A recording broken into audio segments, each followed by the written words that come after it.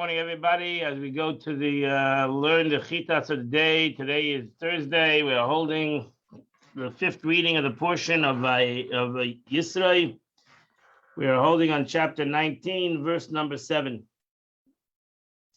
Vayavai Moshe vayikla ziknei ha'am, and Moshe Rabbeinu came and he summoned the elders of the community. Vayasel name is called Advarim Me'ela, and he put before them all these words, Asher Tziva Hashem, which God commanded him. Vayanu kol ha'am yachtav, and the entire nation sat together as one. Vayomru, when they said, Kol asher dibar Hashem, whatever God has said, Nasa, we will do. Vayasher Moshe dibar ha'am el Hashem, and Moshe Rabbeinu returned to God and said that the Jewish people accept on themselves the Torah. Rashi says Moshe Rabbeinu returned on the next day, which was the third day, for he descended early in the morning. The Gemara in Shabbos, did Moshe really have to bring back to God an answer? I mean, God, I'm sure, knew the answer. Rather, the text comes to teach us the way to etiquette. That Moshe did not say, since he who sent me knows, I don't have to reply. The Eibishter wanted a reply, so Moshe Rabbeinu replied, even though the Eibishter knew, because that's the way it should be done. Derech Eretz. Somebody asks a question, you respond, you give back an answer, even though the person might know the answer already. The Eibishter asked a question, so he returned the answer. So God said to Moshe, behold, I'm coming to you in the thickness of a cloud. So the people will hear when I speak. So I'm going to have a conversation with you, but the Jewish nation, every Jew will hear it. And not only this Munas Chachamim, here we see the concept of belief in the sages, not only belief in God, but there's a concept of Emunas Chachamim, that we have trust in our sages. And that's what the Torah says. And Moshe Rabbeinu returned to God what the people said, Nasa, we will do. So the thickness of the cloud, that's what it means, Arafel. The Gam B'cha, so Rashi says, mean for you, the Gam B'cha and you, also the prophets who will follow. That's why we believe in the prophets. Not only do we believe in the Torah, which was given to Moshe Rabbeinu by God, we believe in the next 24 books of the Torah that was given by the prophets. Vayagid Moshe. And Moshe Rabbeinu relayed on the following day, which was the fourth day of the month, as Divra'am, the words of the people, namely a response to this statement. I've heard for them that they said Nasa, that they wanted to hear directly from you. They maintain that there's no comparison between one who hears a message from the mouth of the messenger and the one who hears it from the mouth of the king himself. So that was the third day. He said, he came back, he told them, they said Nasa. On the fourth day of the month, the fourth of the month of Sivan, he came back and he told them that they want to hear God himself. So now, since they wanted to hear God himself, so this was the fourth day, so if they want to hear me, they need to sanctify themselves. And they need to go and prepare themselves for today and tomorrow. They should go and wash their garments. If that's true, that they're asking me, they're compelling me to speak to them, so now you have to prepare them, that they should prepare themselves to today and tomorrow. So now we're holding the fifth and sixth day. So they should be ready on the third day, which now is the seventh day.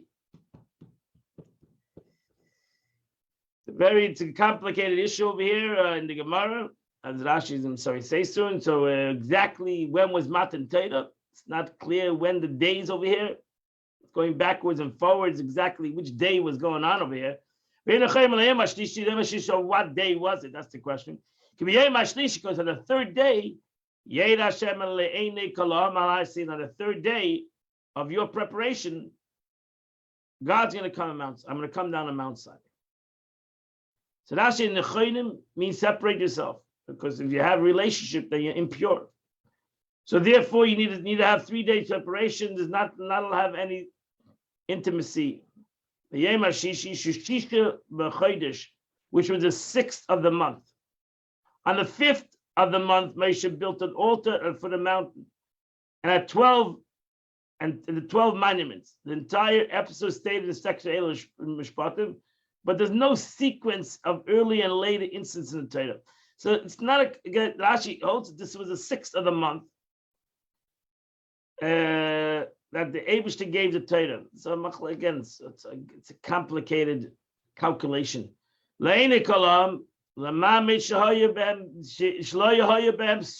Summa. This teaches us that there was no blind person amongst them, and if there was a blind person, he was healed. Everybody saw. Everybody had got healed. And you shall set boundaries around this mountain. You to be careful to go on the mountain. The gay not even touch the mountain. Because anybody will touch the mountain, while I am coming down the mountain, will die. You have to make boundaries for them as a sign. They should not go closer than the boundary. The boundary says to them, beware of going up from here on. And you shall warn them about it. And the game, I feel it, we say if somebody touches it, will die. You should not even touch the mountain. You shall stone. Or yoda or cast down. In behema ish, whether it's a man or an animal, he shall not live.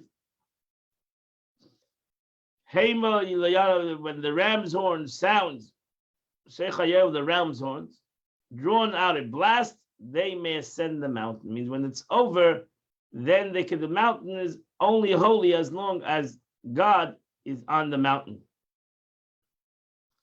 Yada says, from here we derive that those liable to death by stoning first cast down. Even though over here, that's the God said, stones are going to come upon him. He touches the mountain. If he goes upon the mountain, he's going to get stoned. But the Torah says he's going to get stoned and he's going to fall down. So here we learn another law. In general, there's the concept of one of the punishments in the Torah is stoning. So first, he needed to be thrown down from a place of 2 heights of man, and then he was stoned. So Yeda is to be thrown down. When the ram's horn is sound, a long drawn out blast. This is a sign that the Shekhinah withdraw from the mountain. As soon as the Shekhinah withdraws, then the mountain is unholy. That's the difference between the mountain of Sinai and the mountain in the Temple Mount. So until today, it's a problem going up to the Temple Mount. And if you go up, you have to know exactly where you're allowed to go up. Because there's a certain area, the Temple Mount is still holy today. The Mount Sinai was holy as long as God was upon the mountain. And there was the 10 Commandments. The second God, so to say, finished saying the 10 Commandments. The mountain became a regular mountain. People say that they know the mountains. There was a big article, I think this week in someplace that somebody sent it to me about where Mount Sinai is, and where they found the mountain, and there's a burning bush there. I think you gave that to me, Elliot. So whatever, but it's irrelevant. It's not a holy mountain. It's nothing. It's a regular mountain. You don't have to worry about. There's no holiness in that mountain. Rashi says once the God went off the mountain, it is done. Hayevel hu ha-shofar shalayel. This is the shofar of a ram in Arabia. they call a ram yuvla. That's to see the beauty of Torah, that we use out all languages. Use out all languages. Torah use out all. Here the Torah uses an Arab word, yovel. This is an important word, yovel. Yovel ultimately later, the year of Jubilee, the 50th year, is called yovel. So yovel is when they blew the ram's horn. They blew a special horn on Yom Kippur to announce the yovel. So the whole year is called yovel because of the ram's horn, because of that horn, which is in Arab, in Arabic, it's called yuvla. And this shofar was from Isaac's ram, the ram of Abraham. So this was a special ram's horn, which was heard. So this is one of the things that happened on Matan Torah. We heard the ram's horn. That's why we blow the shofar also. That's why Ashkenazim specifically blow the shofar with a ram's horn, not any other horn, but specifically a ram's horn. Even though some people like the kadu, as I know, but the Torah wants a ram's horn. Okay, young man? Getting a lot of trouble today. And Moshe came down the mountain, Elohim to the people. And he sanctified the people. And he told them, go, get ready. You got to go to the mikveh. You got to put your clothes in the mikveh. You got to be pure. You want to hear God? You got to be pure. This teaches us how busy Moshe was. He didn't stop for a second. Moshe speaking to the people, going back to the mountain, going back to the people. He didn't even have a moment for his own affairs. And this was the next 40 days, for the next 120 days, Moshe Rabbeinu was on the mountain, off the mountain, on the mountain for the next 120 days. This Moshe Rabbeinu was totally given over to the process. God, he came down and told the people, get ready for 3 days. Al tikshul isha. Do not come near. Do not have relationships. Do not have intimacy in the next 3 days. So Rashi says again, this calculation, the end of 3 days, that is the fourth day. Moshe Rabbeinu added 1 day on his own account. This is the view of Rabbi Yossi, who says the Torah was given on the 7th of Sivan. He said the whole machlekes in the Gemara. When was the Torah given? On the 6th of Sivan, on the 7th. It's not very clear in the pasuk when exactly was the Torah given.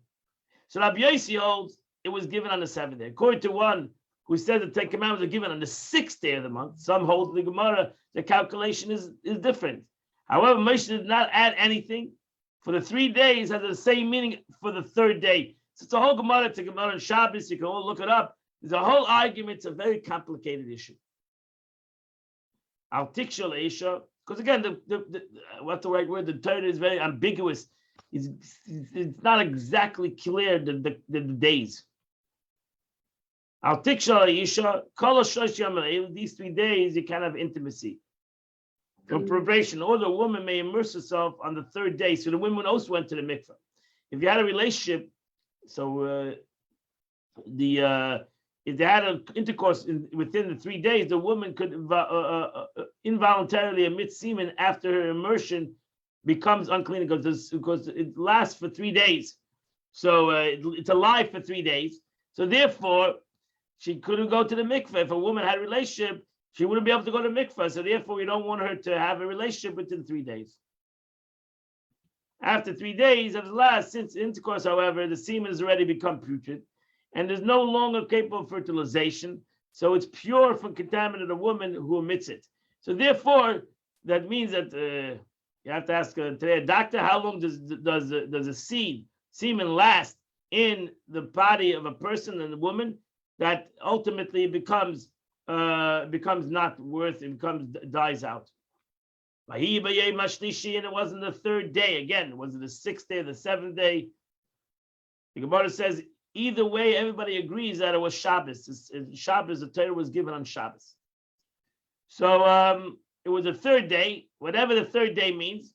3rd day to the fourth day of the month, or the 3rd day to the 3rd day of the month. 6th day of Sivan, the 5th day, the 7th day of Sivan. It was on the 3rd day in the morning. And suddenly there was thunder and lightning. And there was a thick cloud upon the mountain. There was a powerful blast of the shofar. An entire nation in the camp shuddered. It was a frightening scene.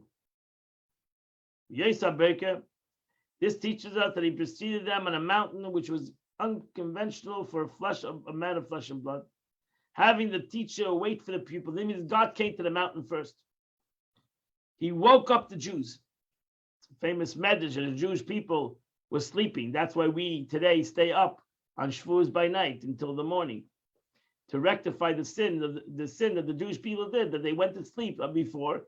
And now the Eibush started to make an alarm clock on Shavuos morning, and he put this humongous alarm clock, and it woke up the nation. And God said, "Why are you sleeping? I'm come to give the Torah. You all sleeping? I come. The teacher comes to the class first. Doesn't work that way. The student should be in the class, and when the teacher comes in." So God was a little bit unhappy, as it's brought down. Arise, go out to the plains. Arise. And when they went out to the plain, and behold, the glory of the Lord was standing. Shalom Aleichem, you here? You came late to class. Moshe reported people towards the mountain. They all came and they stood at the bottom of the mountain. So Likras Ha'am, the Shechina came out towards them like a bridegroom going towards his bride. That's why the custom is that when the groom comes first to the chuppah, and as the bride is coming to the chuppah, the groom needs to walk a couple of steps towards the bride. Some people have been accustomed, the groom goes all the way to the bride, and then they come together to the chuppah. All this is because of this. This is what happened at Mount Sinai. The Jewish people came out to the mountain, and God came towards them. So the Jewish people were like the woman in the relationship, and God was the man. He came towards them. So that's why it says that the Lord came from Sinai, and it does not say came to Sinai. He came from Sinai. So when the Lord came, so to say that he came off the mountain, came towards the people. Tachta Sa'ar, according to the simple meaning of the foot of the mountain, the Midrash interpretation, however, the mountain was uprooted from a place and turned over like a vat. So the Eibush picked up the mountain. And the whole mountain was on smoke because the Lord had descended upon it in fire. And the smoke ascended like a smoke of a kiln. The entire mountain was shaking. So Rashi says Oshan. The word Oshan is noun. Okay, this is. So the Rashi says Oshan means smoke. Hakishan is like using of a baking of lime. I could think that it means a mountainside smoke like a kiln and no more. Therefore, to clarify, the scripture states the mountain was blazing with fire up to the heart of heaven, meaning that the fire was far greater than the lime, than in a lime kiln. It was not closed up, it was fire. Why does the Torah say a kiln? In order to explain to a human ear what is able to hear, to give the reader a picture that he can imagine. He gives the creature humans a sign similar to them, similar to this description in the reference of God. He roared like a lion. Who but gave strength like a lion? Yet the scripture compares him to a lion. So again, as we learned in Tanya, the Torah talks in the human language, but we describe him to compare him to a creature in order to explain to humans what the ear is able to hear. Similar to this, and the voice of God was like the sound of abundant water. Now, who gave water to sound but he? Yet you describe him to compare him as a creature in order to explain to humans, again, what the ear can hear. And that is a Torah, but that's like the Alter Rebbe keeps on saying in Tanya. Rashi keeps on explaining to humans. Now, God forbid, God doesn't have a voice, and God doesn't have a sound, and God, all these are human expressions. And therefore, it's thus that the Eibishter wanted that every human to understand the Torah. There's no secrets over here. And therefore, God spoke in the language of a human being. Even though no human should make God into a human being, God forbid. Verse 19. And there was a sound of the shofar growing increasingly stronger. Moshe Rabbeinu would speak to God. Elijah would speak, and God would answer him with a voice. So that says, what is the meaning of the verse? The meaning of the verse is a custom, usually by humans. The longer one blows a long note of a horn, the weaker and fainter the sound becomes. However, by God, it constantly got stronger and stronger. Now, why in the beginning was this so the weak sound? In order that the ears hear what they were able to hear, and not shock them suddenly. So ultimately, they had sound waves that were so strong. Ultimately, came very strong sound waves. Moshe would speak and make the dialogue heard to Israel, for they heard the mouth of God. Right? We all know that the Jewish people that wanted to hear the voice of God, ultimately, when God said the first commandment, they all died. He had to revive them. Tchias HaMesim, resurrection of the dead. He said the second commandment, and they all died. And he had to revive them. And when he's going to say the third commandment, they said to Moshe Rabbeinu, stop. Stop. We take back what we said that we want to hear from God. We might not survive this. So therefore you should speak and we'll hear. We'll hear from you. And that's what happened. That's why Moshe spoke. So ultimately, Torah tziva lanu Moshe. The verse says, Torah that was given to us by Moshe. Torah, if you take the word Torah, it equals up to 611. Torah, the word Torah it comes up to 611 because the 611 commandments we heard from Moshe Rabbeinu. Besides the first two, the 613 commandments. The first two we heard from God himself. Every Jew, because every Jewish soul was at Mount Sinai. That means the living people, those that are alive, and those that were going to be alive. That means me and you, all of us were at Mount Sinai. This means he would answer him concerning the voice, and not with a voice. This will answer with a fire, be'esh, concerning the fire, signifying to bring a fire down from heaven. And that completes the Chumash for today, as we prepare all for tomorrow, when we have 10 commandments in the Torah on Friday. And that completes the Chumash of the day. We now go to the Tanya of the day. We are holding chapter 23 of Tanya.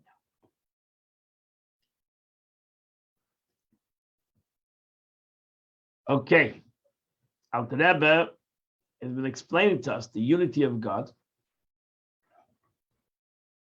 and that God, self-understood, the Creator, is united as one with everything, not like a human being that he has different degrees and different concepts, and nothing is really one. He's very multi-purpose person, and he has many different levels and many different stages in his life. Everything is one thing. And therefore, the way the God is above is below. And the famous statement that says, Ani Havai, I am God, I have no change. God forbid. There's no change in God. There's no maturity in God. There's no change in God.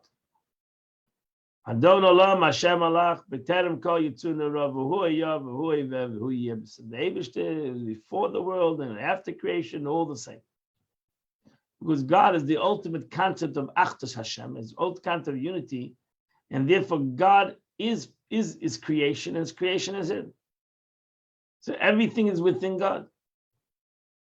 And God, everything needs God.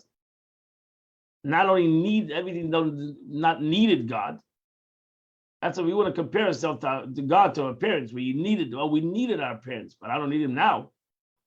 We needed to be born. We needed parents. But what have they done for me now? Nothing, seemingly, right? But the Eibishter I do need now. Not only now my needs, I need now to breathe. I need God now to live, because just like God created me, I need Him now to continue to create me, give me life. So that's, and not only life means give me a soul, give me life means give me existence. My existence is dependent on God. If God doesn't want my existence, then I didn't exist. It's an important concept in the aspect of belief in the unity of God. This is more than just believe in God. We believe, you say to your davening every day, Shema Yisrael, Hashem Elokeinu, Hashem Echad. We believe in the unity of God. God is one. There's no two. There's no multiplicity. There's no levels. There's no, even though I'm saying Hashem Elokeinu, which is two names of God, which shows on two levels of godliness, but it's really both one. That you have two names of God, which shows on two different concepts only to us.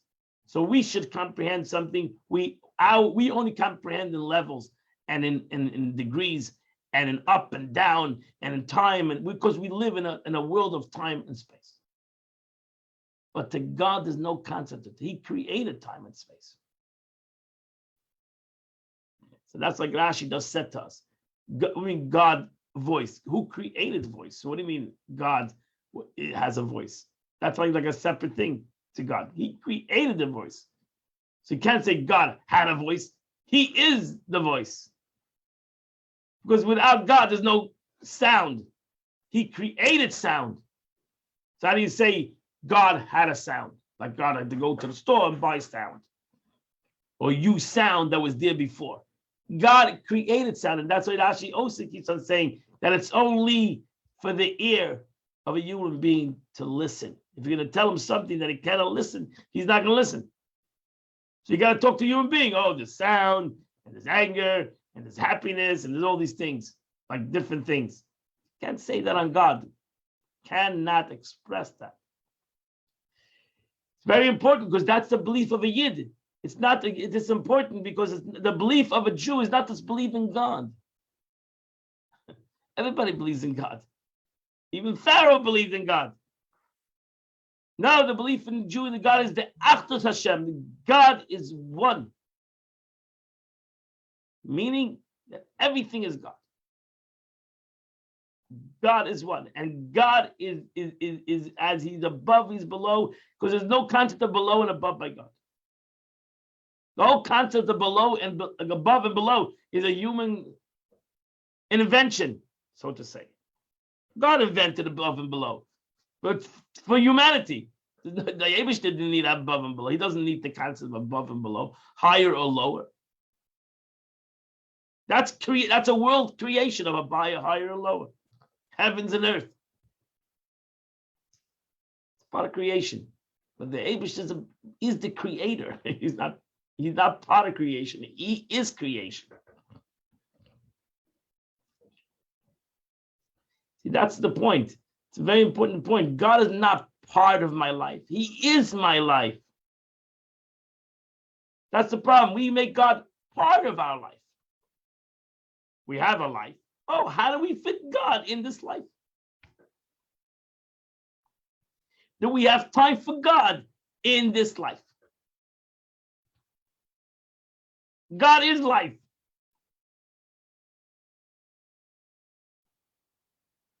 You cannot say, oh, I'm going to put time for God.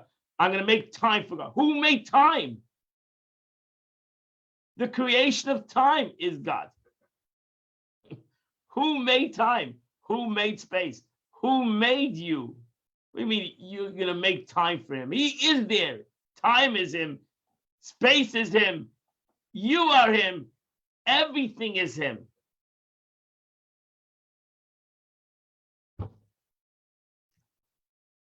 The Eibishter gave us all an ego, as the Alter Rebbe said yesterday. The Eibishter gave us all a little bit of what's called yeast, the chametz. The Eibishter gave us all a little ego, which makes us feel, no, it's my time. I have my time. I got no time for God now. It's my time. My time, personal time. My personal time. And that, Alter Rebbe said, yeah, that's kfira. If I think I have my personal time with not part of God's time, so basically that's saying that's avodah zarah. That's saying that God is not part of this time. How's that possible? Doesn't make sense. It's impossible. You need to contemplate this. You need to understand deep stuff, but you need to learn it. So in the light of all that I said above in chapter 22, we can better understand the fully, clearly elucidated the statement of the Zoya. The Zoya says a very powerful statement. The Torah and God are one. That's the Zoya. The Zoya says this statement. God and his Torah are one. You cannot separate the Torah from God, and you cannot separate God from the Torah. It's one. One concept. With the Kunim Pirush, and in the commentary on the Zoya, explains that the 248 commandments, again, this is just to make a human being understand. To make a human being understand, when you tell a human being, you are a person, what makes you a person? 248 limbs makes me a person. If I'm missing a limb, I'm handicapped. I'm not a complete person. So what makes me a person? 248 limbs. That makes me a person. So to explain, he says that the 248 mitzvahs are the 248 limbs of God. Just like a human being has 248 limbs, makes him a person. The Torah is 248 plus 365, 248 positive commandments, 365 negative commandments. That is God. The Torah, you want to touch God, that's God. That's the putting on tefillin, doing a mitzvah is touching God. Because just like you say, you want to reach out to you, I want to shake your hand. So I want to give you a hug. So I'm hugging you. I'm hugging your body. I'm touching you. Why do I need to hug you? Why do I need to shake your hand? Because you are your 248 limbs of your body. So I want to shake your hand. I want to hug you. I know these days it's a problem, but I want to shake your hand. I want to hug you. So too, the same thing. The mitzvah is like hugging God, shaking his hand, hugging him, kissing him, embracing him.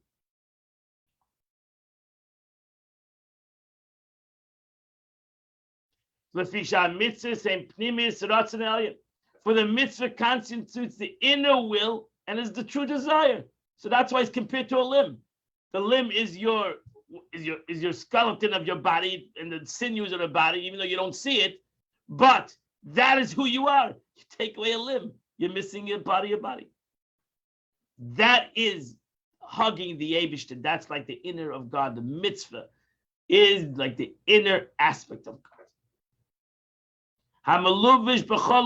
Which is enclosed in the upper worlds and the lower worlds. So that's why a mitzvah is in this world and self-fulfilling mitzvah is in the upper worlds. It's in all worlds because it is the limb of HaKadosh Baruch Hu.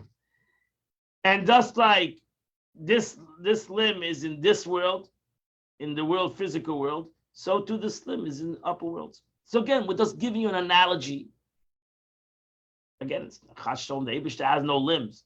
Doesn't have 248 limbs like a human being. It's dust again. It's an analogy. So you'll be able to comprehend. I'm sorry for my own body, I can comprehend God. Let's look at the explanation over here. All the worlds are a product of God's will. He desired that they exist, and this desire is what brought them into being. However, this desire is but an external manifestation of his underlying internal will, the desire for mitzvahs. Why, in fact, does God desire the world to exist? Because he desired that mitzvahs be formed. That's it. That is his true desire. His desire in the purpose of the world was the concept of his limbs, of who he is. And that is 248 positive commandments. I am God, your God. Took you out of Egypt. Why did I take you out of Egypt? To be able to accomplish something. And this is my desire. Why do I want you to fill on tefillin? Because that's what I wanted. You can go all in depths of the reasoning of tefillin, all the spiritual reason. Really, it all comes to the same point. Whether you understand the reason, whether you comprehend the spiritual reason, it's a regular reason. The real reason is because that's what God desired. So if he surely desired the world, he surely desired the purpose of the world. And this is possible only when there's someone to perform them, and when there are objects which to form them with, right? To this end, God created all the worlds. Now you know the reason of creation. This can be illustrated by an analogy of a man who travels abroad on business. Naturally, he travels because he wishes to do so. But his internal ultimate desire in the journey is his underlying motive. Lies the profit he expects to reap. He's trying to accomplish something. He's not just going someplace because he's just, let's say even I'm going on vacation. I have an agenda. Even if I'm going to do nothing, my agenda maybe is to do nothing. But I have an agenda. There's a purpose. So I need to go to this and this place. Because I need to accomplish something there. And a businessman self-understood, he needs to go to this place to accomplish business. Here lies the true object of his pleasure. It is desire which creates the desire for profit. So I can go on vacation, even I can take this thing to vacation, the desire. I go to the mountains because I desire delight. I desire this pleasure of being on the beach or being on. There's a purpose. There's a true inner purpose that affects you. And that's why you're going to this place, not another place. Because really the truth is because you have, what is your inner desire? What is your inner purpose of going to this or that place? So that's it. This is the desire which creates a desire for the businessman is a profit, which leads in turn to desire to travel. So too in the case of the world and mitzvahs, God's external will. His desire that the world exists is motivated by his desire for a true object, his pleasure. So he has all these worlds. And as God said yesterday in yesterday's reading, also the same thing in Chumash, Nechita said yesterday. God says, I created all the world all for one reason. What's my true desire? Is in you. I've created all the worlds because of one desire. My true desire, you. So nobody in the world should ever feel that he's not needed. God said, I need you. Even if anybody in the world is going to tell you that they don't need you, I need you. I desired you. And that was so all the worlds, that's what it says in the Pirkei Avos, every person should say, Bishvili Nivra Elam. The whole world was created for me. Because that's true. Not in an egotistical way, but in a truthful way. The whole world, all the upper worlds and the lower world, all was created because God loved me. You know, there's an expression, the Rebbe says, we'll get there soon, in chapter, late in the 40s, in chapter 46, I think. The Rebbe says, you know, there's an expression in Torah, in our prayers, all the heavenly angels, that is unlimited how many angels God's have, ministering angels in heaven, billions. And they all cry out to God, where is God? Where is your holiness? And God says, you want to find holiness? Go down to a Jew. Go down to my nation. There you're going to find holiness. All the holiness in the whole world, you're going to find it right there. Come down to Boca, wherever you are. That's what you're going to find. Man, all the angels, spiritual angels, they're all asking, where are you? And God says, you know where you are? Where you try to find me? Go down to the world. Go find a little yiddle, and there you're going to find me. This is this concept. So to the case of the world, so the Eibush created all these angels and everything. That why that I should get up in the morning and put on tefillin. Should do this mitzvah. And the Eibush says all the angels go to a shul, go to a Jew. He's putting on tefillin. That is where all the holiness is, because that was my true desire. I created all you angels all for that tefillin, for that mitzvah. That's my limb. That's who I am. Just like a human being, what he is. His desire that the worlds exist is motivated by his desire for true object of his pleasure. And what is his pleasure? The mitzvahs. That's why it says the Torah was like a treasure to him. Problem is that it has to become a treasure to us. It was a treasure to him. The question is, does it become a treasure to us? And that's why the angels didn't want to let the Torah go down to the world. Because the humans are not going to make it a treasure. Humans are going to take the Torah and then make it into an obligation, not a treasure. Thus, mitzvah represents the innermost will. It's for this sake that God gives life to all the worlds. Wow. Kol chayosam vishbon tol b'maisa mitzvah, for the life, very life sustenance of all the worlds is dependent on the performance of mitzvahs. By who? By the creatures of the lower world, by us humans. As it is known that the performance of a mitzvah draws godly life and sustenance to all worlds. So really, if you understand that a mitzvah is the inner garment for the innermost aspects of God's will. That is, look at a mitzvah as doing the will of HaKadosh Baruch Hu. That's why the Jewish people said Naaseh. Why would the Jewish people, there was once the Gemara says, there was once a princess who asked Rabbi Akiva, why would the Jewish people say Naaseh without knowing how many mitzvahs there are? Why would they say that? Doesn't make any sense. Jews are very, very critical people.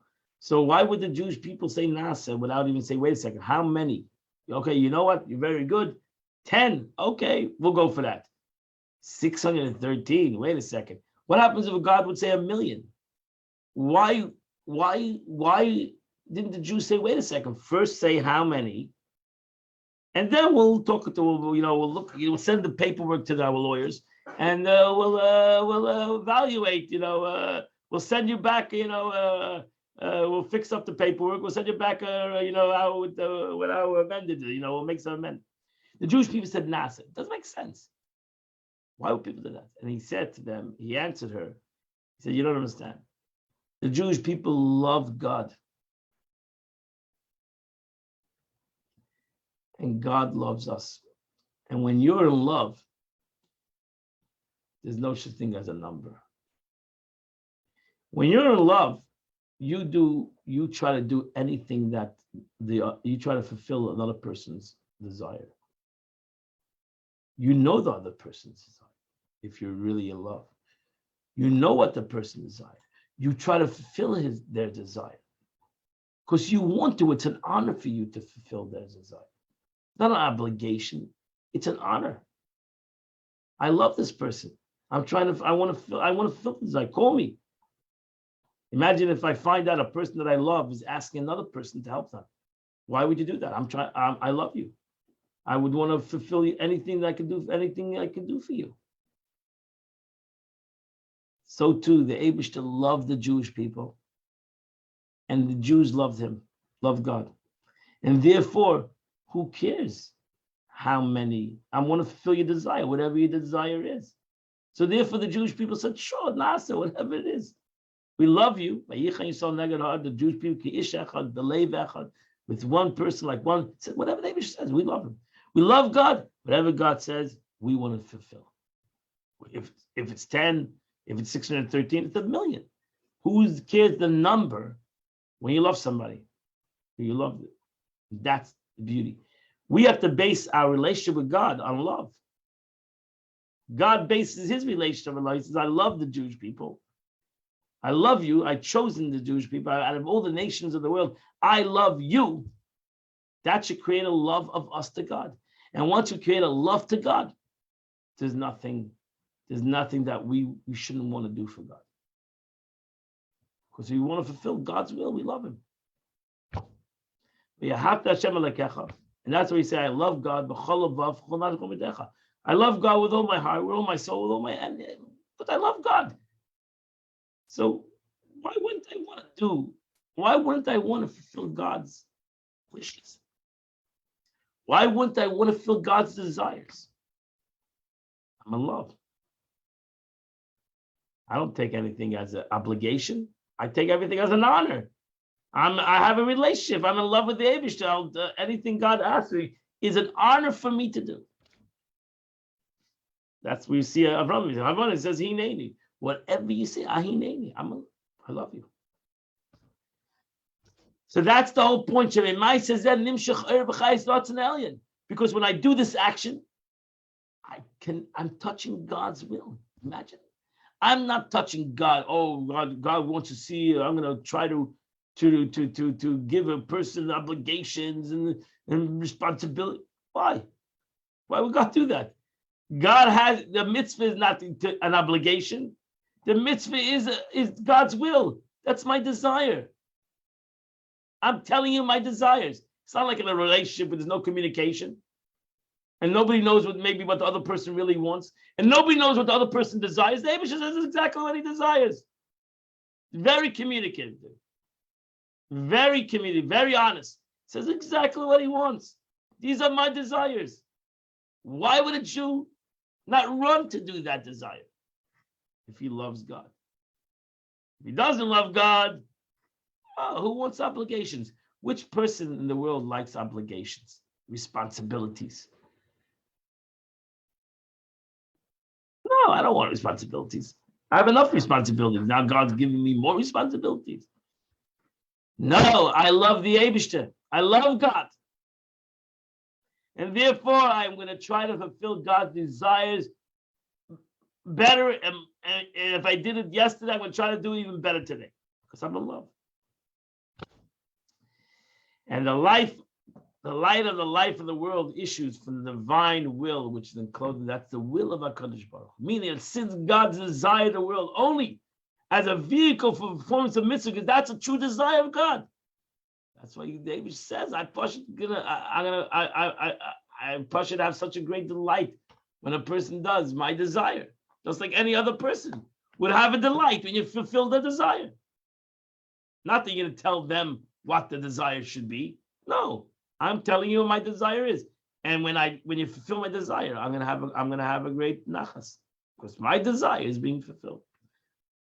So that's the concept. So in essence, the mitzvah is God. The mitzvah is the true. The Alter Rebbe is trying to explain is that the mitzvah is the true desire of HaKadosh Baruch Hu. If you really want to know what God's true desire is, that's a mitzvah. There's no secret. That's exactly what the true desire of God is, that mitzvah.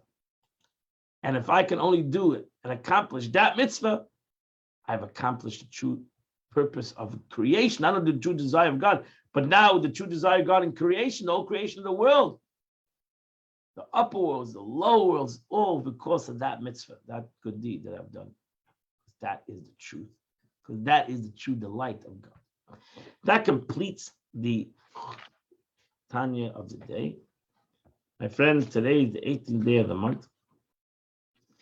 And the Tillim today is chapter 88 and 89.